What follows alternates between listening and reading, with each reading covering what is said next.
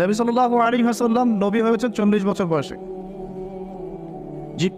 জন্মগ্রহণের আগে বাবাকে হারিয়েছেন, তারপরে 6 বছর বয়সে মাকে হারিয়েছেন, 8 বছর বয়সে দাদাকেও হারিয়েছেন।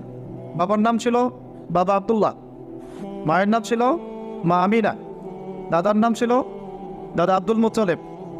এরপরে তিনি মানুষ হয়েছেন চাচার পরিবারে, চাচার নাম ছিল আবু তালেব।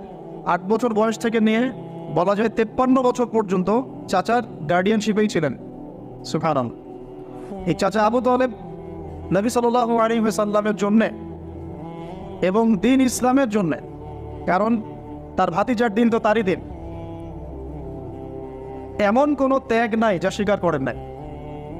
চাচা আবু তালেব নবী সাল্লাল্লাহু আলাইহি ওয়াসাল্লামকে যে সাপোর্টটা দিয়েছেন, এই সাপোর্টটা আমরা সবাই মিলেও এখনো দিতে পারি নাই।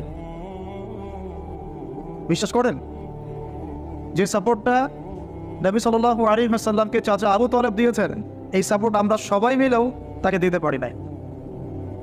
চাচা আবু তালেব শেষ পর্যন্ত কালিমা পড়েন নাই। সাহাবীরা জিজ্ঞাসা করেছিলেন যে, ইয়া রাসূলুল্লাহ সাল্লাল্লাহু আলাইহি ওয়াসাল্লাম, আপনাকে এত সাপোর্ট দেওয়ার পরে চাচা আবু তালেবের কি কোনোই উপকার হবে না, লাভ হবে না? নবীজি বলেছেন সাল্লাল্লাহু আলাইহি ওয়াসাল্লাম, আমি না থাকলে আমার চাচাকে জাহান্নামের একদম অতল তলে রাখা হতো। আমার কারণে আল্লাহ রাব্বুল আলামিন তাকে জাহান্নামের উঁচু জায়গায় রাখবেন, জাহান্নামের উঁচু জায়গায় রাখবেন, যেখানে আগুন তার পায়ের গোড়ালি স্পর্শ করবে, এতেই তার মগজ টকবক করে ফুটতে থাকবে।